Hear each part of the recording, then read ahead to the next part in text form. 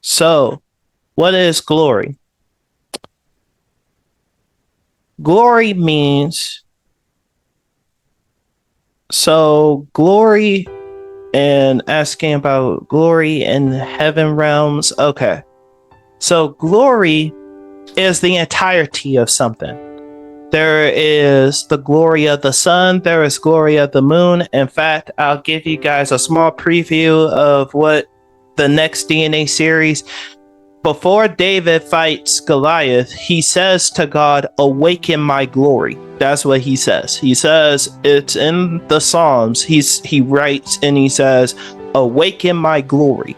Now, what does that mean? Glory is the entirety of who someone is. Okay?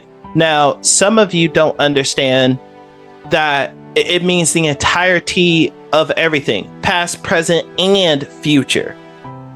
Okay? How is it that David is able to kill Goliath at 16 years old? It was because his glory was awakened. God made him a mighty warrior because in the future, that's what David would be. Are you understanding this here? So when God says, when Moses says, "Show me your glory," and he says, "No man can see my face," what he's literally saying is, Moses, you can't handle the entirety of who I am, because the entirety of who I am, you'll see my face, you'll see everything. So what does God say? God says, "I'll show you my back," right? Okay, so let me ask you, how was Moses able to write Genesis? Was he there at Genesis?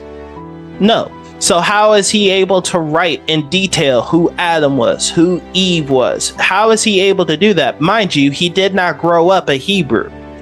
He grew up an Egyptian. And I highly doubt the Hebrews sat down and shared his cultural history while he was in the midst of a rebellion. So, no. What happened was when he saw the back part of God, he saw everywhere God had been up until that point. That's why God showed his back. Exactly. He was shown everything of the past. Why? Because that was the back. So if God showed him his face, his front, guess what he would have seen? He would have seen, so he writes Genesis and Exodus. Moses, if he would have encountered him, he would have saw from Exodus all the way to Revelation in an instant. That's why God told him, "You can't see my face right now." And also, what happens when the glory hits something, it reaches the fullness of it. That's just how it works. As soon as the glory hits, it reaches the complete or the fullness. So what happens is when sin comes in contact with God's glory, what is the wages of sin? It's death. So the reason why God said, "You can't see my face," number one, he couldn't handle it. Number two, he was saying, if your sin comes in contact with my glory, the end result is death. But however, because of Christ's blood and his sacrifice for us, he tore the veil, meaning you can now see my face. There is now someone who has fulfilled.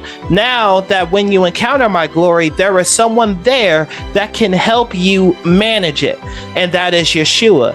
The Bible says that Yeshua is the express image of God's glory. So he is, and that's the way Yeshua is. You have to develop your relationship with Yeshua first, because why? If you handle him, if you're able to handle him, then he's like, I'm the training wheels for my father, if that makes sense.